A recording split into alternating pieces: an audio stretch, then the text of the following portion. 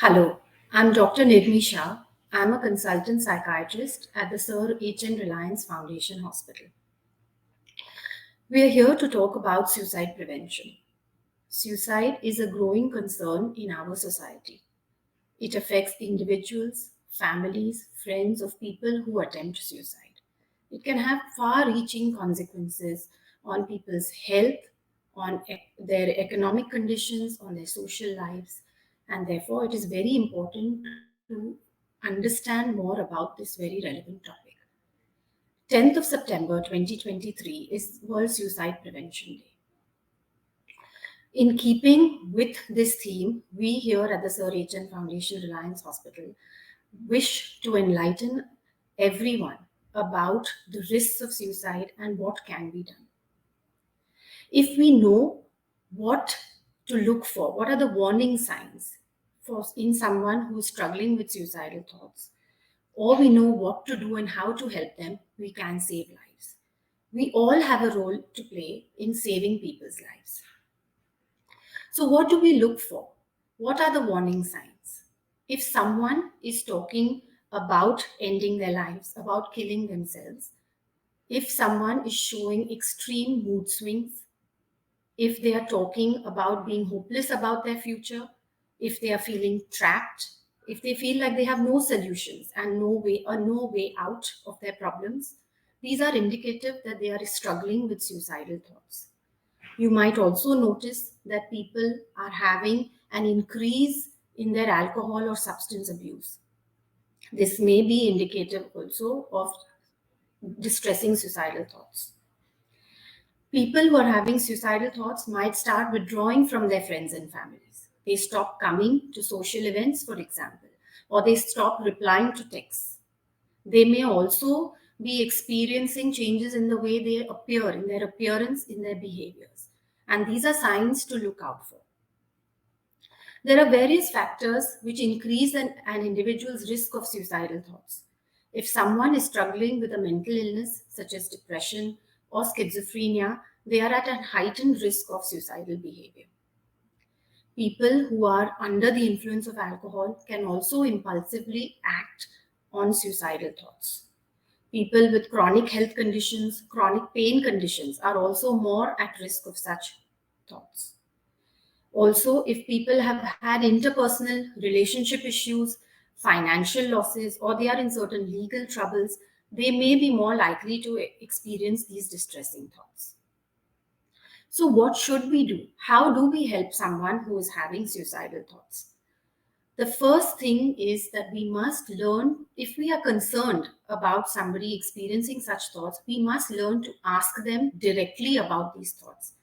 It is a myth to believe that if by talking about these thoughts or asking someone about these suicidal thoughts, we are placing the thoughts in their mind. That is not true.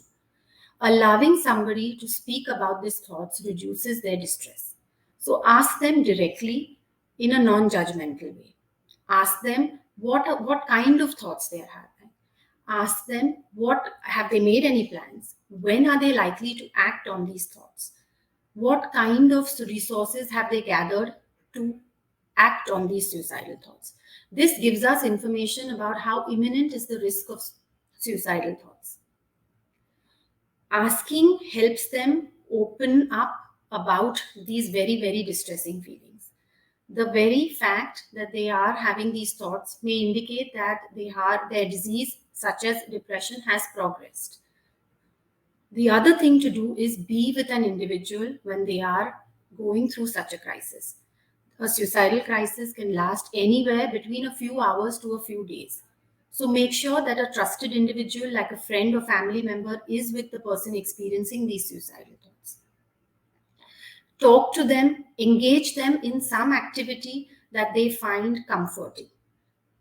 It is important if somebody has attempted suicide before, what has helped them in the past during such crisis? Or if someone has had such thoughts before, what are the kind of activities they find relaxing which they can engage in? Never leave an individual with suicidal thoughts all by themselves. Be there for them. Listening to them in a very empathic way is very, very important. It is important that your approach is non-judgmental, It should be open minded so that they can express these distressing thoughts very freely. Get them connected to a mental health professional, such as a psychiatrist or a psychologist, who may be equipped to help them better. If they have already made plans, try to keep them safe by removing whatever means they have decided to use to end their lives, such as pills or certain weapons, razors, anything that they have around them, so that their environment is safe and their access to means is reduced. Help them, along with the mental health professional, to come up with a personal safety plan, which records what are the things they find helpful when they have these thoughts, or what are the triggers they identify for such thoughts, what kind of activities they are likely to engage and find beneficial when in crisis.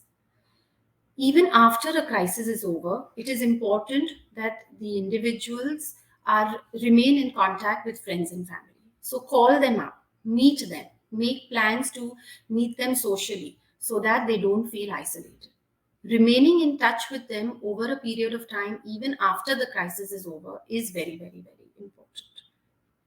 Suicides can be tragic, but it is preventable. So we must do everything to make sure that people who are having such thoughts get the necessary help. We here at Sir H.N. Reliance Foundation Hospital have a team of psychiatrists and psychologists who are trained to provide the necessary assessment and treatment. Various treatment options are available. This can include psychological therapies such as cognitive behavior therapy and DBT. There is also the use of medication. Medication in certain crisis situations or with an existing mental illness can be extremely helpful. It reduces the intensity of the thoughts and can also help tide over the crisis. There are various myths associated with suicide. People believe that only certain types of individuals may end up attempting or committing suicide. This is not true. It is also believed that it is some people believe that suicidal thoughts or expressing suicidal thoughts is attention seeking behavior. That is not true. The very fact that they talk about these suicidal thoughts indicates that they are very, very distressed and it can be a plea for help. So it must be taken seriously. People think that if they have done this before, it will never be repeated again. That again is a myth. People who have attempted suicide before are at a higher risk of future suicides. If there have been members in their family who have attempted suicide, this can also be a factor which indicates increased risk of suicidal behavior. Therefore, this year, we call all of you. We all have a role to play in saving lives and preventing suicide. Look around you. Identify people who are at risk of these kind of thoughts or other mental illnesses and get them the necessary help. Thank you.